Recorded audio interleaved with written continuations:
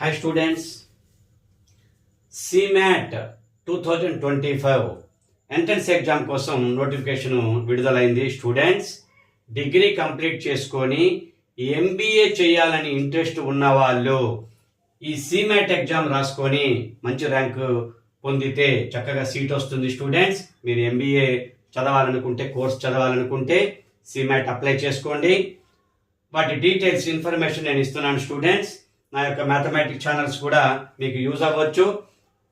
నా short cuts అవి నేను ప్రీవియస్ పేపర్స్ అవి CMATవి చూసి వాటికి తగ్గట్టుగా నెక్స్ట్ అప్లైడ్ క్వశ్చన్స్ కానీ ఆ మోడల్ క్వశ్చన్స్ను ప్రీవియస్ పేపర్లను ఎక్స్ప్లెయిన్ చేయడానికి ట్రై చేస్తాను. స్టూడెంట్స్ CMAT ఎగ్జామ్ 2025 మనం అప్లికేషన్ అప్లై చేసుకోవడానికి last date December 13 student. December 13 దాకా ఉంది. ఓకే, మరి ఓసీకి జనరల్కి ఫీ 2500 ఉంటుంది.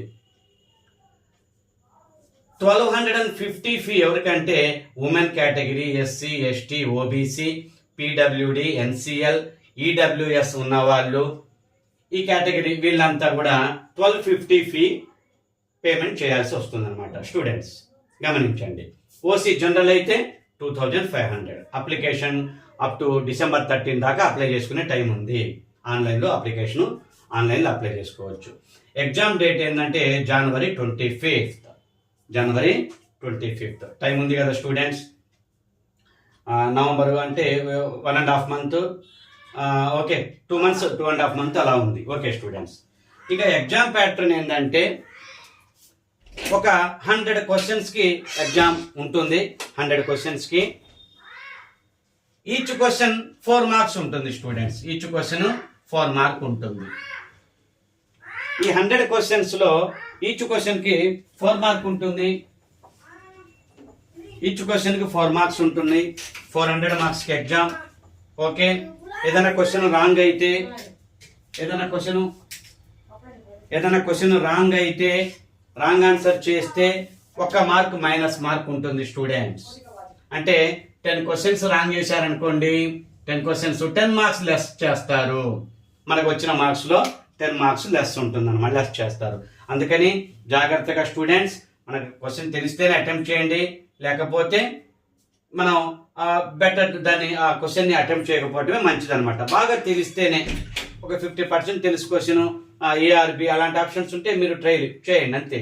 అంతేగాని అస్సలు తెలియకుండా ఏదో ఒకటి ఆప్షన్ పెట్టేద్దాం అనేది అలా చేయమాకండి స్టూడెంట్స్. నెగిటివ్ మార్క్స్ ఉన్నాయి కాబట్టి కొంచెం జాగ్రత్తగా ఉండండి. పూర్తిగా ఇంగ్లీష్ మీడియంలో ఉంటుంది ఎగ్జామ్. 3 hours ఎగ్జామ్ అనమాట. ఓకే, ఇక్కడ సిలబస్లో ఏమేమి ఉంటాయంటే ఒక 5 ఉంటాయి students. 5 categories. Quantitative techniques and data interpretation, దాంట్లో ఒక 20 క్వశ్చన్స్ ఉంటాయి. లాజికల్ రీజనింగ్ ఒక 20 క్వశ్చన్స్. లాంగ్వేజ్ కాంప్రహెన్షన్ ఒక 20 క్వశ్చన్స్. జనరల్ అవేర్నెస్ ఒక 20 క్వశ్చన్స్. ఇన్నోవేషన్ అండ్ ఆంట్రప్రెన్యూర్షిప్ అవి ఒక 20 క్వశ్చన్స్ ఉంటాయి. ఈ 100 క్వశ్చన్స్ ఇలా అన్నమాట. వీటన్నిటికీ బ్యాలెన్స్ ఈ చక్కటి ఈ సిలబస్ మీరు చక్కగా కలెక్ట్ చేసుకొని ప్రీవియస్ పేపర్లు అవి స్టడీ చేయండి స్టూడెంట్స్. మీకు ఆ ప్యాటర్న్ అర్థమవుతుంది. ప్రీవియస్ పేపర్స్ మినిమం ఒక 2 years అన్న ప్రీవియస్ పేపర్లు చూడండి. సిలబస్ మీరు కలెక్ట్ చేసుకొని మంచి మంచి బుక్స్, స్టాండర్డ్ బుక్స్ ఉంటాయి కదా, అవి కలెక్ట్ చేసుకొని మంచి స్టాండర్డ్ బుక్సే చదవండి. టైం సరిపోతుంది స్టూడెంట్స్. చక్కగా మంచి ప్రిపరేషన్ ప్లాన్ తోటి మీరు మంచి ర్యాంక్ పొందొచ్చు స్టూడెంట్స్. ఇంట్రెస్ట్ ఉన్న వాళ్ళు చక్కగా అప్లై చేసుకోండి, మీకు ఉపయోగపడుతుంది స్టూడెంట్స్. నా యొక్క information quantitative techniques, data interpretation, నా యొక్క అథమెటిక్ యూట్యూబ్ ఛానల్ ఉంది కదా, నా ఈ ఛానల్ ద్వారా మ్యాథమెటిక్స్ షార్ట్ కట్స్ నా వంతుగా కృషితో మీకు కొన్ని మ్యాథమెటిక్స్ వరకు నేను హెల్ప్ చేయగలుగుతాను. నా యొక్క షార్ట్ కట్స్ మీకు ఉపయోగపడతాయి. నేను కూడా ఈ ప్రీవియస్ పేపర్స్ చూస్తాను స్టూడెంట్స్. చూసి ఆ సిలబస్ తగ్గట్టుగా ప్రతిరోజు వీడియోస్ పోస్ట్ చేయడానికి నేను ట్రై చేస్తాను. Okay students, okay, thank you.